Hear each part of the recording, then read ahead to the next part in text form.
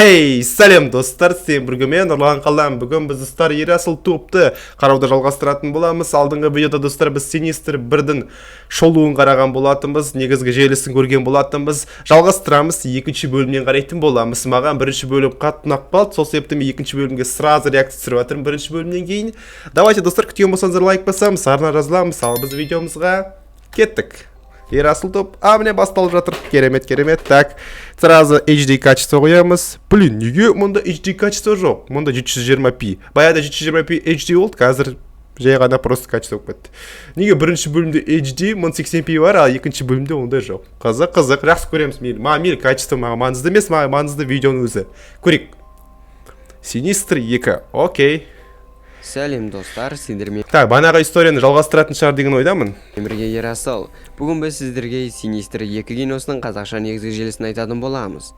Бұл туынды 2015 жылы жарық көрді, және жаңа режиссер жұмыс жасады, және кино шығыны $10 миллион. Аталысы 54 миллион. Шо, нормально екен, 10 миллионға түсіртте 54 миллион тапты. Блин, BCC, короче, нормально, көтеріп алды. Айтпақшы достар, сіздер Синистрдің бірінші бөлімін көрмеген болсаңыздар, біздің арнада толық обзор бар. Қазір барып қарап кетеміз. Я, достар, бірінші бөлімін айтпақшы, мұнда тоже дәл солай, достар, реакция, егерде қазір мына видеоны көріп жатсаңыздар, бірінші бөлімнің реакциясын көрдіңіздер.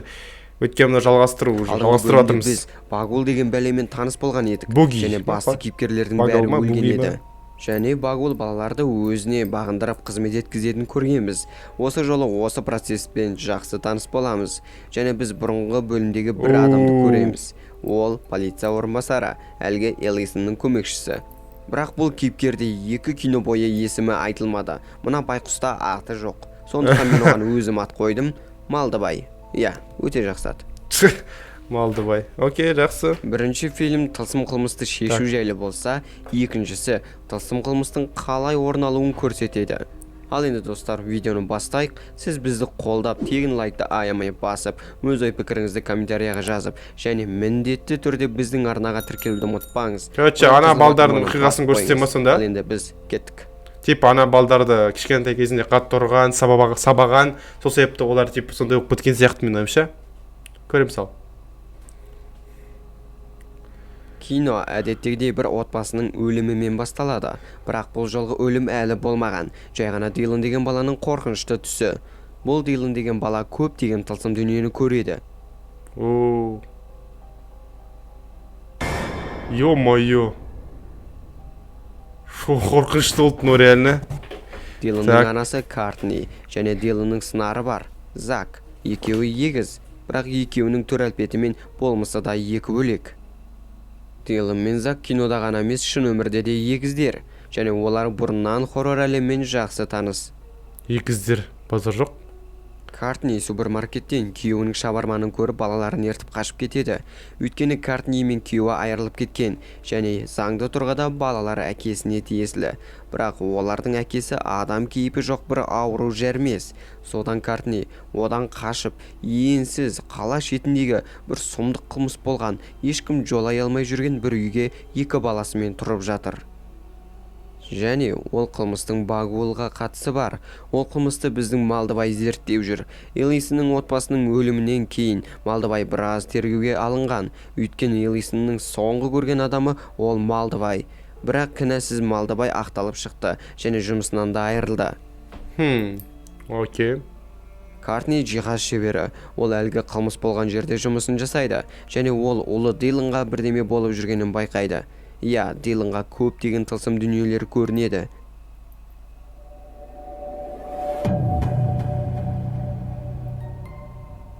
Ол түн сайын Милан деген бір елес баланы көреді. Милан үнемі Диланды төменге ертіп апарып, проектормен әлгі балалардың түсірген видеосын көрсетеді. Әр күні әр бала өзінің отбасын өлтірген видеосын көрсетеді. Одан Тед деген елес бала балық аулау деген таспаны ойнатады.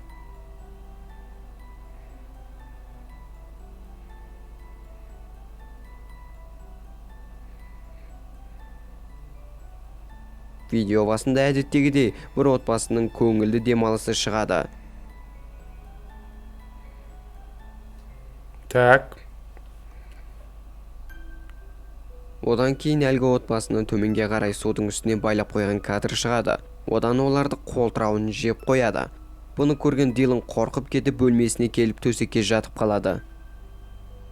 Ертеңінде Малдыбай әлгі қылмыс болған үйге келіп, бензин газ шығарып үйді өртеге жатса, үйде біздің Картни екі баласымен өмір сүріп жүргенін көреді. Ал Картни Малдыбайда күйеуінің жіберген адам екен деп ойлап қалады. Кстати, айтпақшы, актерді да мен білем, жақсы актер негізі. Көп киноларға түседі. Әйте одан не керек, түсінісіп Малдыбай, бұл бір тылсым дүниеден құтылайын деп бұл үйді өртемекші болдым дейді.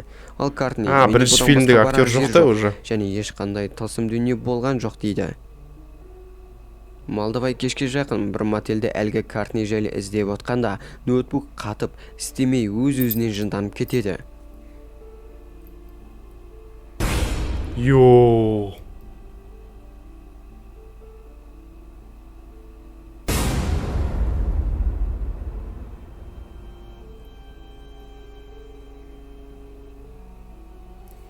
Сол кезде Диланға тағы Мелан келіп, фильм көрейік дейді.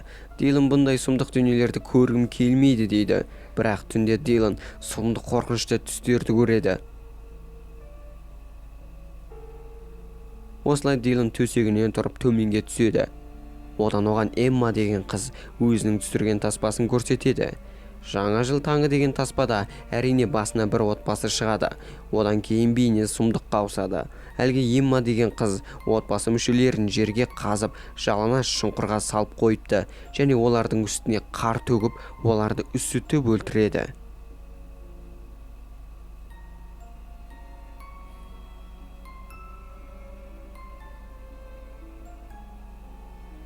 Ертеңінде Дилан есіктің алдында күтіп тұрған елес балаларды көреді. Сол кезде Зак келеді, және ол Диланға өзіңді ерекше санама, оларды мен де көріп тұрмын дейді.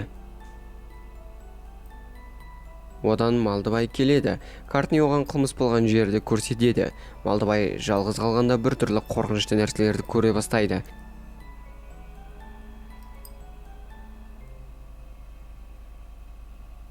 Юх ты, және бағуылдың символын көреді. Сөйтіп тұрған кезде профессор Джеймстің көмекшісі қоңырау шалады. Ол профессор өлер алдында сізге бір зат қалдырып кетіп еді. Келіп көріп кетіңізші дейді. Малдыбай кетейін деп жатқанда Картнидің күйеуі жетіп келеді. Мен ойлап едім, машина банағы буги ма, қалай ұмытып қалдым, багл ма. В общем, сол дейтін бәрін өлтіретін бар деп ойладым. Басында бұл фильмнен анасы суда шығар деп ойладым. Оказывается, ол вообще дым істемейді екен. Ол көбінесе просто жүреді. Абалдар өздері. Ну, короче, мұнда көбінесе бірақ білмеймін ал, көреміз қазір. Қалай екен? Сценаристің киносын дұрыстап қарау керек, бәрін түсіну үшін. Бұтына жіберіп қояды. Картнидің күйеуі полицейлерді ертіп келіпті. Сол кезде біздің Малдыбай бұрынғы лауазымы арқылы әлгі полицейлерді қуып жібереді. Одан Картни бұл жерден кетейін дегенде Малдыбай олай жасама дейді. Өйткені сен қашадың болсаң, сенікі заң жүзінде теріс болып қалады. Кете алмайсың дейді. Сонда Картни, онда бүгінше біздікіне қоншы. Ол кешке келсе қайтеміз дейді. Сөйтіп Малдыбай оларға жаны ашып қалады. Түнге таман Малдыбай тағы да қорқынышты нәрселерді көре бастайды. Сол кезде Картни келеді. Екеуі сыртқа шығып, екеуі ішімдік ішіп, сырларын ақтара кеңеседі.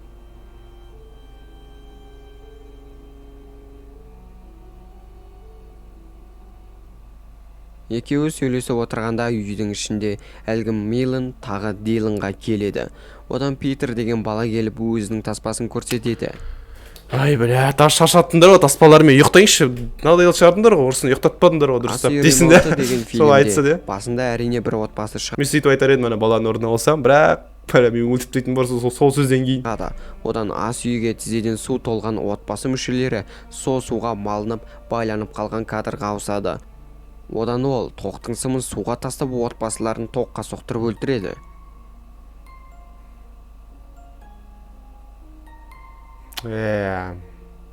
Одан Дилан шошып кетіп қалады. Дилан кеткеннен кейін Диланның сыңары Зак келеді. Зак оларға, маған неге бұны көрсетпейсіңдер? Неге тек Дилан дейді. Сол кезде Мелан, бізге қосылуға сен тым әлсізсің дейді. Одан Малдыбай мен Картни үйге кіреді. Таңертең Малдыбай әлгі профессорге барады. Профессор оған Багул жайлы аңызды айтып береді. Бірақ бұл аңыз бірінші бөлімде айтылған еді. Екінші бөлімде неге қайталап айтып жатыр десеңіз, ол аңызды тек Элизон ғана білетін, ал Малдыбай білмейтін. Сондықтан да болар. Сол кезде Зак Диланды сабап жатады. Өйткені елес балалар оны өзінен артық санағандықтан. Кешкісін Картни Зактан неге сен Диланды сабағансың деп сұрайды. Сол кезде Зак: Fuck you, Dylan. Fuck you too. Сол түні Дилан тағы қорқынышты түс көреді. Тағы сөйтіп ол төменге түседі. Одан Мейлон өзінің таспасын көрсетемін дейді. Солайша біз осы жерде болған сұмдық қылмысты көреміз. Мейлон отбасы мүшелері нағаш еденге қол аяғын шегелеп тастайды. Темір ыдыстың ішіне еге құйрық салып, оны адамдардың ішіне төңкеріп байлап қояды. Одан ыдыстың үстіне ыстық көмірді қояды. Сол кезде ыстықтан қашу үшін еге құйрықтар адамдардың ішін кеміріп тесіп шығады. Осылай отбасы өледі. Ё-моё, фу, блин. Че за бана балдарды просто алып просто естіп прям Одан тағы бір қыз келіп, енді менің просто айтпай қой, ондай сөздер ютубта болмайтын сөздер айтуға дейді. Дилан фильмде просто реально жаман көрсетіп жатыр оларды. Қашып кетеді. Сөйтіп ол сыртқа шығып кетеді. Одан ол шіркеуге кіріп тығылмақшы болады. Сөйтіп Дилан Багулдан тығылып тұрғанда елес балалары келіп: сен енді керек емессің, біз сені қолдандық. Басынан ақ сен бұл істі жасамайтының белгіледі, дейді. Сөйтсе бұлар Диланды пайдалану арқылы Закты қызғандырып, оны қайрап, оны осындай жаман іске итермелеп қойыпты. Зак әлде қашан оларға қосылып алған екен. Ертеңінде Картнидің күйеуі барлық құжаттарды заңдастырып, оларды күшпен алып кетеді. Және біз кешкі ас барысында біз оның қандай иттен ары адам екенін көреміз.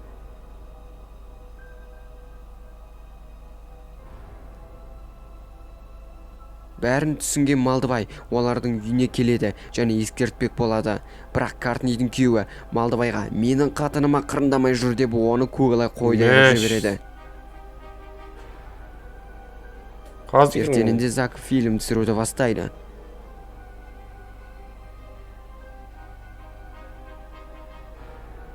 Дилан Зактың видео түсіріп тұрғанын біліп, Малдыбайға бізді құтқаршы деп SMS жазады. Түнде Зак отбасын улап ұйықтатып тастайды, сөйтіп оны ағаштарға байлап қояды. Осылай кино басында шыққан видеоны біз шынайға айлана бастағанын көреміз. Зак алғашқы болып әкесін өртеп жібереді.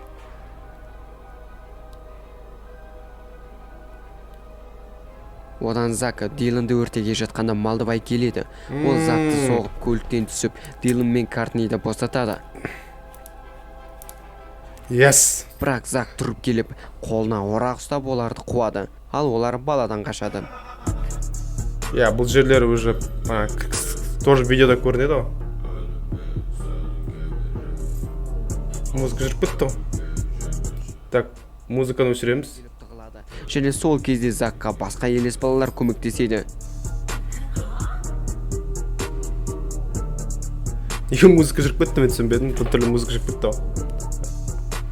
Так, окей. Зак дәл Дилан мен анасын өлтірге жатқанда Малдыбай келіп Зактың камерасын шағып тастайды. На, саған керек болса.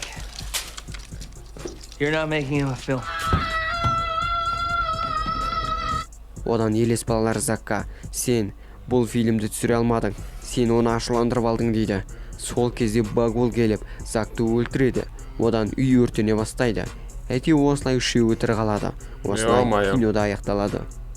Ал достар, осылайша бүгінгі видео аяқталды. Видеоны астан міндетті түрде лайк басамыз. Түсінбедім, сонда Синистр туралы, Синистрға дым болған жоқ та соңында. Монстрға. Өзіңіз келесі жолы қандай киноға обзор көрсеңіз. В общем, бұл фильмнің походу соған қарағанда жалғасы болатын сияқты үшінші бөлімі. Бірақ пока жазылмаған сияқты да, 2015 жылы шықты ма сонда? Давайте-ка көрейінші, достар, сіздердің көзінше. В общем, достар, мында жазылған Синистр үшінші бөлімінің қашан шығатыны туралы ештеңе жазылмаған әлі. Сол себепті ештеңе білмейміз дейді ол туралы. В общем, мында біреулер жазған, даже ол 2019 жылы шығуы мүмкін деп, бірақ қазір күтіп тұрғандарыңыз уже 2021 жыл. Соған қарағанда жалғасы әлі шықпапты. Білмеймін, жалғасы шыға ма, шықпай ма, сіздер қалай ойлайсыздар, комментарий жазып кетіңдер, егер де көп нәрсе білсеңіздер бұл фильм туралы. Екінші бөлімі шын айтсам, мен ойымша бірінші бөлімге қарағанда, білмеймін, қызық па қызық емес, ол фильмді қарау керек. Бірінші қазір кішкентай видео арқылы айту мен ойымша дұрыс емес деп ойлаймын. Сол себепті фильмнің өзін дұрыстап қарау керек маған. Сол кезде өз ойымды айтамын. А так былай достар, екі бөлімде қарап шықтық Ерасыл Тюбтан. Сюжетін бәрін түсіндім. Жалпы банағы адамдар балдар туралы болды. Екінші бөлім көбінесе сол балдардың қалай өз банағы ата-аналарын өлтірген туралы.